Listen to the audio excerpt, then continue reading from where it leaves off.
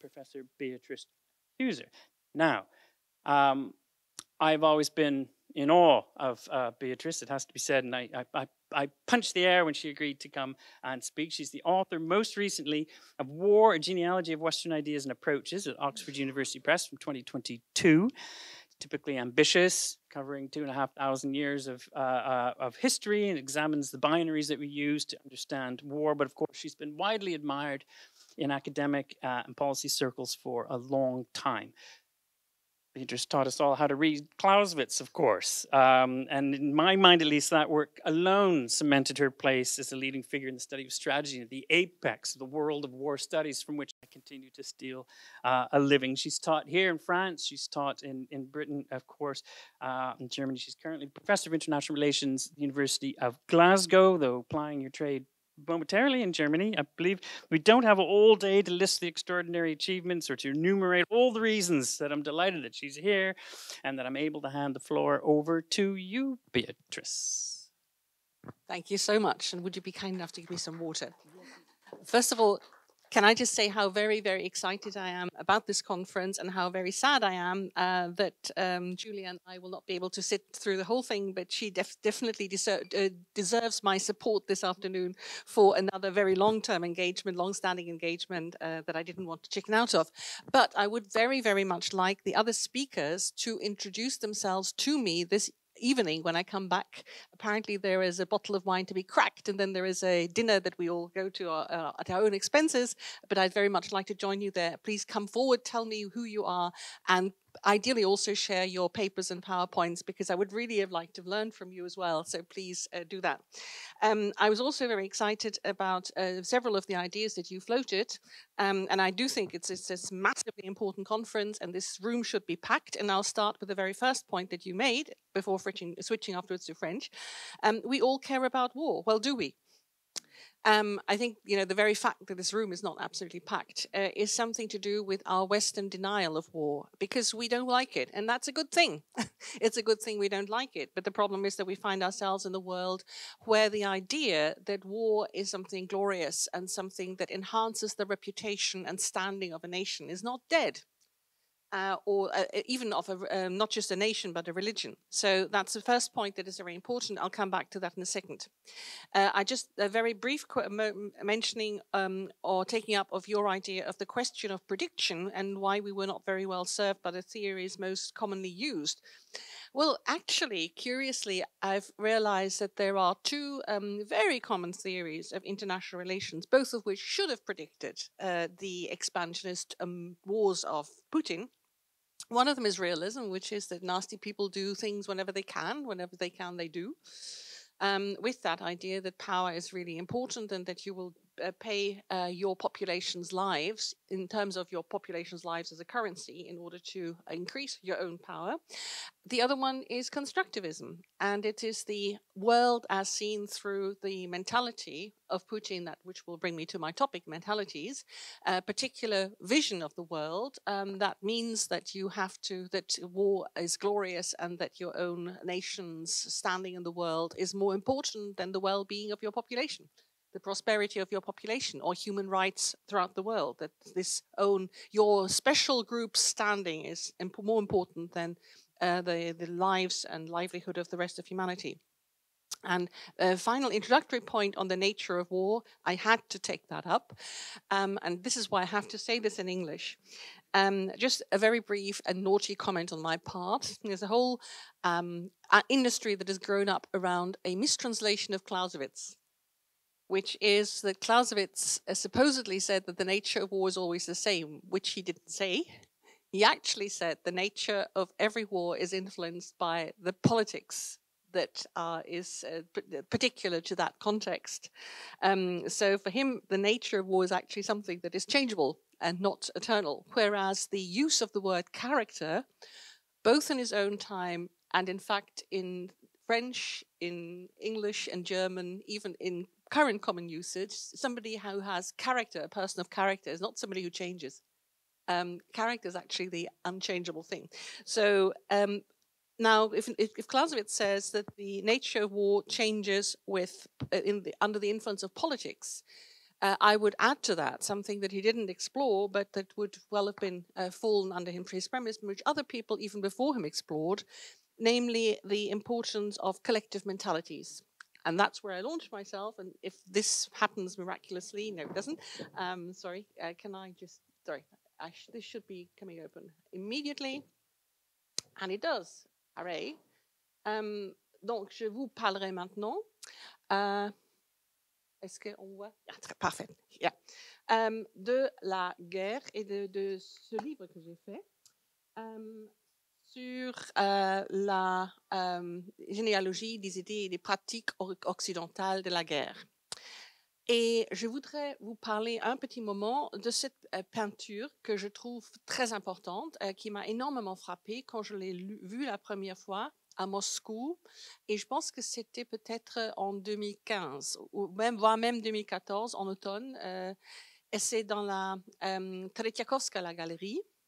Et c'est une peinture faite par Vassili Vereshchagin. Ça s'appelle L'apothéose de la guerre. Vereshchagin a accompagné les forces russes dans leur guerre d'expansion en Asie centrale.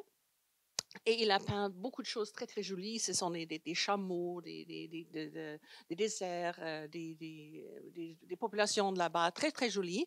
Mais il a aussi fait cette peinture. Et quand il y avait une exposition de ses travaux en 1871, année intéressante, à Saint-Pétersbourg, les gens qui ont organisé cette exposition ont refusé de montrer cette peinture parce qu'ils pensaient que ça allait miner l'idée ou la morale de l'armée, des armées russes.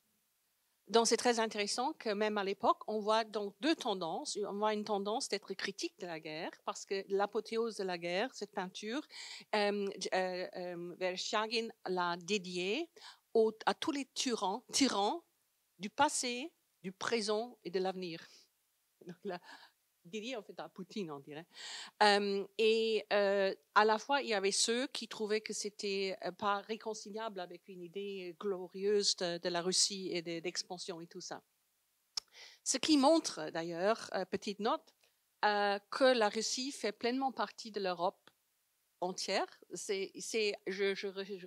Je suis pas assez un expert sur la Russie pour pouvoir vraiment le dire, mais je le dis quand même. Vous connaissez le débat entre est-ce que la Russie appartient à l'Ouest ou à l'Est, ou est-ce que c'est quelque chose de particulier. Mais bon, moi, dans tout ce que j'ai lu et tout ce que j'ai vu dans l'art russe, etc., moi, je suis clairement de l'avis que c'était vraiment quelque chose qui appartient de la culture européenne. Je vous montrerai dans une instance pourquoi. Et que c'est pas, il n'y a pas de vestiges on voit pas du tout dans leur écrit sur le militaire, par exemple, qu'ils ont lu Sun Tzu ou quelque chose comme ça, ou qu'ils sont influencés par des écrits chinois ou indiens ou quelque chose comme ça. C'est toujours l'Europe de l'Ouest. Et en fait, énormément d'auteurs, quand on regarde les auteurs russes sur les questions militaires du 19e siècle, ils pourraient tous être des gens de l'Europe centrale, voire de la France, de la Grande-Bretagne. Ils ont les mêmes idées dans des configurations différentes. C'est toujours le même débat. Et en fait, et j'y arrive, il y a deux mentalités de longue durée en Europe. J'y viens dans un moment, seulement pour ajouter encore qu'en Russie, comme à l'Europe de l'Ouest, il y avait aussi les pacifistes. Il y avait aussi des gens critiques de la guerre. Il y avait le Tolstoï, etc. Et donc, des gens comme Vereshchagin. Ce qui me donne aussi un tout petit peu d'espoir pour une Russie de l'avenir. J'espère qu'ils vont retrouver leur chemin à cette autre tradition humanitaire. Bon, revenons à ces deux mentalités européennes qui, à mon avis, ont existé toujours en parallèle, mais leur importance a fluctué. Il y avait fluctué, ce qui veut dire qu'il y avait parfois l'une ou l'autre qui était dominante. Et cette culture de l'Europe en fait a toujours mis ensemble, elle était en elle-même le pire et le meilleur de ce que nous avons produit. Elle était influencée par des civilisations du Moyen-Orient, les Grecs et les Romains et évidemment les Israélites. Et après, par le christianisme, c'est un mélange, c'est quelque chose de très bâtard, ce qui veut dire qu'avec ces influences différentes, il y avait ce qui explique pourquoi on pouvait avoir des produits très divers qui ont fluctué à travers l'histoire.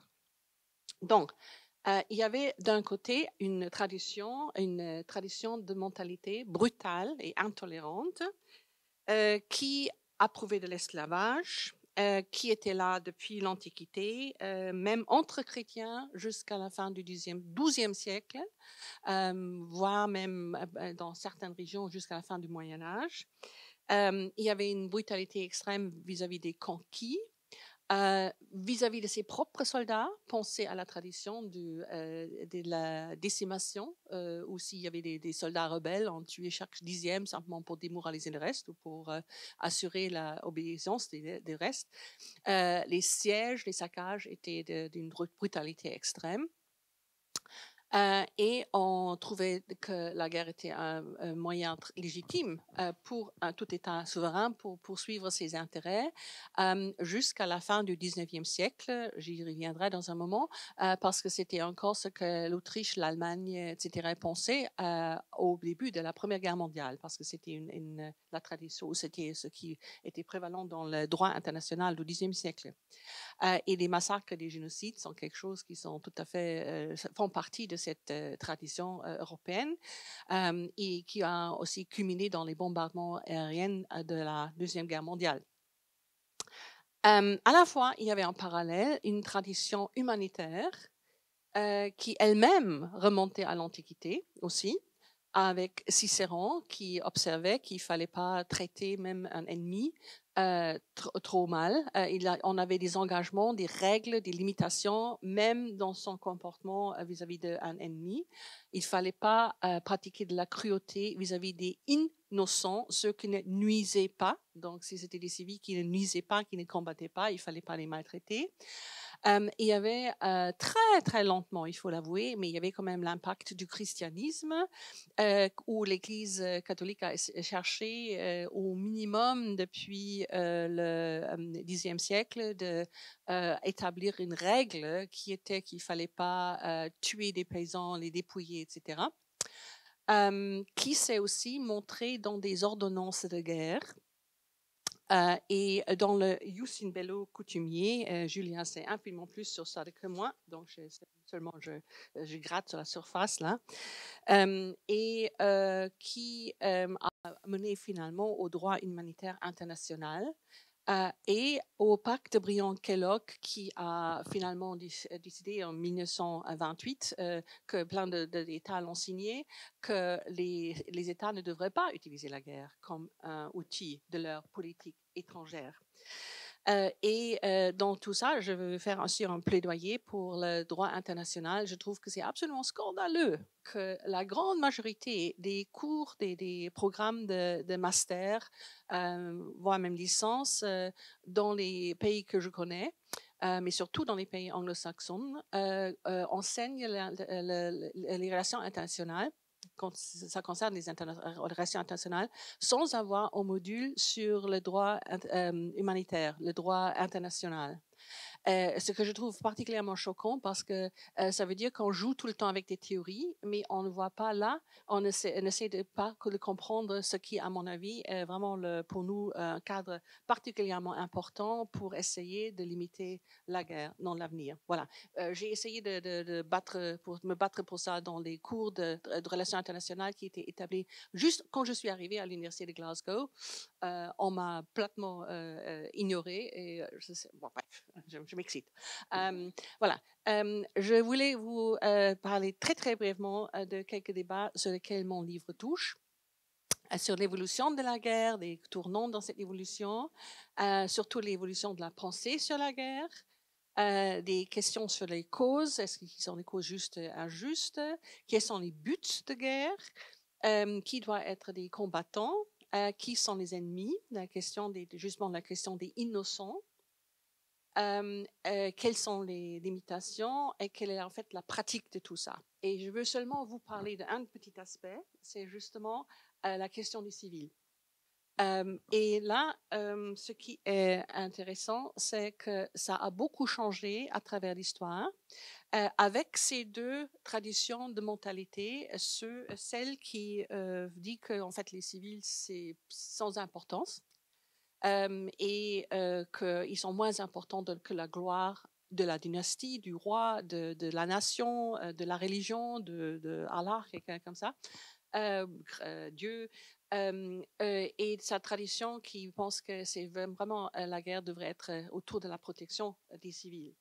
Et je cite Erasme qui était l'exemple justement pour ceux qui s'inquiétaient sur le sort des civils et que je trouvais qu'il était vraiment un garçon particulièrement sympathique, qui était un penseur qui est vraiment une grande lumière pour la tradition humanitaire, donc, et qui a dit qui a trouvé que très curieux que dans la punition d'un criminel individuel, seul celui qui a fait le mal va souffrir, pendant que dans le cas de guerre,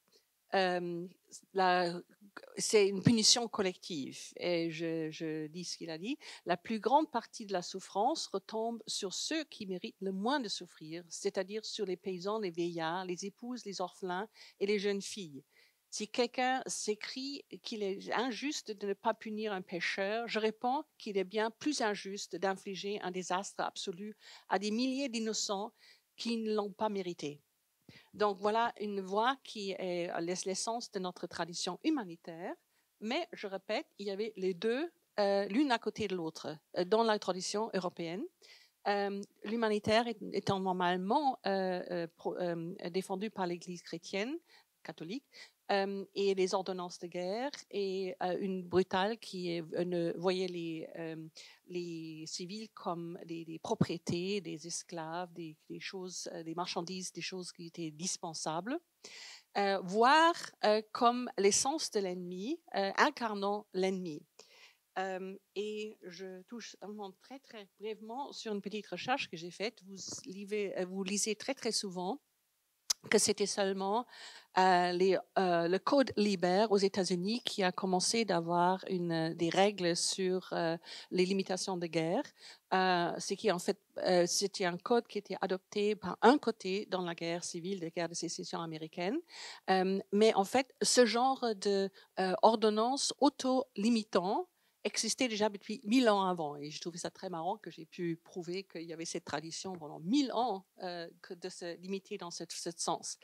Ce qui est curieux était quand même que normalement, ces autolimitations ou les autolimitations, en fait, concernaient au début, pendant très longtemps, pendant 600 ans, 700 ans, seulement sa propre population civile, ce qui montre à quel degré les dirigeants, les couches dirigeantes, les couches de chevaliers, etc., de l'Ouest méprisaient leurs propres paysans parce qu'ils trouvaient même leur propre population civile comme des marchandises et des gens qu'on pouvait dépouiller simplement pour se nourrir. Running out of time? Non, okay. Et c'était seulement au XVe siècle, j'ai l'impression, qu'il y avait un tournant où petit à petit, on a commencé à considérer aussi que la population d'un État, une politique ennemie, devrait être épargnée. Et je trouve ça très intéressant, c'est très frappant de penser que c'est seulement après ça qu'on a commencé de penser on peut pas non plus simplement tuer. La pratique était différente, la pratique était beaucoup plus cruelle, même après cette tournant de pensée là-dessus. Donc, on a ces développements parallèles avec le droit international humanitaire et en fait, qui s'est établi un peu après cette Code Liber et à partir de ça, on dit toujours avec des traités finalement multilatéraux, mais ces traités et ces débuts de droit international humanitaire basés sur des traités signés par plusieurs pays, des conventions comme ça qui établissaient non seulement un droit coutumier, mais un droit basé sur des positifs sur des traités. Il y avait le grandissement du nationalisme, qui était juste allé dans le sens inverse, qui était juste la tendance de dire tout ennemi, toute la population ennemie sont nos ennemis. Je vous cite deux petits exemples. La Cour suprême américaine en 1814 formulait que dans un état de guerre, la nation est connue pour l'autre nation seulement pour leur extérieur armé. Et chaque nation a le droit de menacer l'autre par l'annihilation. C'est quand même un mot très, très, très fort. Et on trouve qu'un juriste allemand de Leipzig, encore 30 ans plus tard, écrit la guerre des nations voit dans chaque membre du peuple ennemi un ennemi qui doit être combattu ou du moins mis hors d'état de nuire. Chaque membre de la ennemie, du peuple ennemi. Ou le juriste américain Halleck, qui disait que l'état de guerre, être en état de guerre, voulait dire que l'entier État, maintenant État avec grande E, est dans l'attitude légale de belligérance vis-à-vis d'un autre État. À nouveau, pensait-il que chaque membre d'une nation est autorisé, trouvait-il, de commettre des hostilités vis-à-vis de chaque membre de l'autre État. Donc, c'était vraiment nation contre nation, ne voulait pas dire armée contre armée, mais ça voulait dire que l'entier peuple contre eux. Donc, nous avons un paradoxe qui est que dès la seconde moitié du 19e siècle, on a ce droit international public qui se développe, mais à la fois des armes de plus en plus puissantes, y inclut la puissance aérienne qui va après être utilisée dans le XXe siècle pour surtout se battre contre les civils. Surtout être utilisé, pas seulement aussi contre des armées ennemies, mais le bombardement aérien, parce qu'il y avait un traité qui n'était pas ratifié, je vois à la fois qu'on avait ces tendances d'essayer de développer du droit pour protéger les ennemis, mais lorsque c'était des civils, mais lorsque c'était pas ratifié, le bombardement de la Deuxième Guerre mondiale, si je comprends bien, était légitime parce qu'il n'y avait pas de droit international contre ça. Pendant que donc le droit international public est fondé sur les droits universels des êtres humains, alors que les guerres voyaient de plus en plus tous ces membres d'une autre nation comme des ennemis. Et c'était quelque chose avec des racines profondes dans le 19e siècle. Donc, avec ce droit humanitaire international, je vous ai déjà dit que les règles, un traité qui a été formulé contre la guerre aérienne n'était pas ratifié, mais à la fois, il y avait tous ces autres réglementations qui étaient visées la protection des civils, n'est-ce pas? Et à la fin, le protocole de Genève concernant les armements chimiques et bactériologiques, par exemple, était ratifié. Donc, il y avait on voyait ce développement du droit international. À la fois, il y avait cette forte tendance des soi-disant réalistes, on dirait aujourd'hui, cette tradition de penser le pire de tous, quoi. Comme le général Giulio Douhet, qui était le grand penseur de l'armée aérienne. Qui a dit, justement dit que l'invention de l'arme aérienne menait à l'existence de la négation des existences de zones où on puisse vivre en sécurité et paix pendant une guerre, parce que le champ de bataille ne se limitait plus aux combattants, simplement.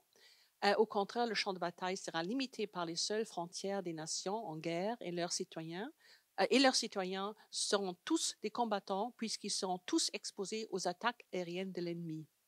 Il n'y aura plus de distinction entre soldats et civils. Il trouvait ça bien. Et en fait, on ne peut pas seulement dire Giulio Douhet était un fasciste, travaillait avec Mussolini, était content de le faire, mais malheureusement, il y avait les mêmes tendances aussi dans une belle démocratie comme le Royaume-Uni, où Hugh Trenchard, un des pères de la Royal Air Force, a dit serait-il préférable d'avoir moins de chasseurs et plus de bombardiers pour bombarder l'ennemi et faire en sorte que son peuple craque avant le nôtre, ou d'avoir plus de chasseurs pour abattre davantage de bombardiers ennemis. D'ailleurs, il a écrit ça quand il pensait que l'ennemi dans la prochaine guerre, l'ennemi de la Grande-Bretagne dans la prochaine guerre serait la France. Dont il pensait qu'elle allait craquer plutôt que celle de la Grande-Bretagne avec son stiff upper lip. C'est un peu comme si on mettait deux équipes en présence au football et que l'on disait à l'une d'elles qu'elle ne devrait défendre que son propre but et que tous ses joueurs devraient se concentrer sur ce point. L'équipe qui défend ne serait certainement pas battue, mais elle ne gagnerait certainement pas non plus. La nation qui supporterait d'être bombardée le plus longtemps gagnerait à la fin. Donc, c'est vraiment darwinisme social pleinement encore épousé dans la Royal Air Force. Il faut que je concède que c'était aussi critiqué par d'autres à l'époque. Mais la Royal Air Force l'a en fait mis en pratique. Dans l'entre-deux-guerres, la Royal Air Force a bombardé des villages en Mésopotamie avec une directive qui était les villages seront rasés, la pression sera exercée sur les habitants en coupant l'alimentation en eau, les efforts de culture seront entravés dans la collecte systématique de fournitures de toutes sortes au-delà de nos besoins réels sera effectuée, la région étant débarrassée de toutes les conditions de vie. Donc vraiment une guerre ciblant clairement les populations civiles. Et à la fois, il faut dire que la RAF en Mésopotamie, les Britanniques n'étaient absolument pas les seuls.